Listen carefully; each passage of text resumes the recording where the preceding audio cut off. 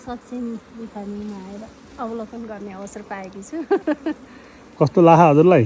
एकदम खुसी लागेको छ यहाँको यो मौरीको घारहरू मौरी देख्दा। म पनि केही गरौँ कि भन्ने जोससँग लिएर अघि बढेँ कि हुन्छ कि भन्ने आशा छ। सिक्दैछु। त्यसमा पनि म तलपट्टि मात्रै रहेछ होइन बच्चा? हजुर म छ तल बच्चा र अन्डा रहेछ। म चाहिँ राम्रो रहेछ। यतिको भएपछि चाहिँ खाना चाहिँ पुग्छ क्या। यो तलपट्टिको यतिको ब्रुड भए पनि त्यो छेउतिरको हो नि त यो। हजुर अरूमा चाहिँ राम्रै सुपर होइन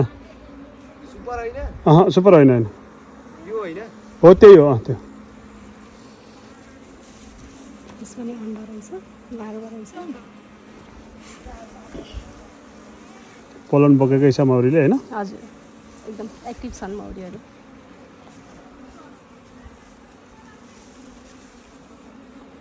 आज बहिनीले चाहिँ यहाँ अवलोकन गर्दै हुनुहुन्छ घार। 2टा जति घार अवलोकन गरिसक्नुभयो। यतिको भएपछि उहाँले मौरी चाहिँ पाल्नुहुन्छ। के समस्या छ भन्ने कुरा नि उहाँले बुझ्नुभयो। हल्का फुल्का सिक्दैछु। होइन सिकेर त कहिले पनि सकिँदैन होइन, तर पनि सिक्ने क्रम जारी छ। हेर्दै हुनुहुन्छ बहिनी कास्कीकोटबाट आउनु भएको। यहाँबाट चाहिँ मौरी लिएर जाँदै हुनुहुन्छ। त्यो भएर मौरीका गोलाहरू अवलोकन गर्दै हुनुहुन्छ। यसमा पनि छ बच्चाहरू छ मह छ अन्डा पनि रहेछ। ठिक छ ल। तपाईँले मौरी चाहिँ पाल्नुहुन्छ।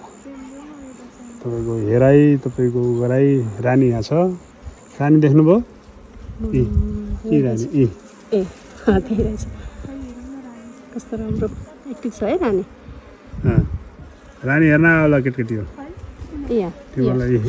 रानी मौरी यही हो रानी मौरी देख्यौ? तिमीलाई हेर्नु ल बिचमा मजाले दौडिरहेको त माथि गयो अहिले। राम्रो छ एकदम राम्रो छ। लार्भाहरू टन्नै रहेछ। कस्तो राम्रो काम गरेको है। यो कार्तिकको रानी हो। हजुर कार्तिकको रानी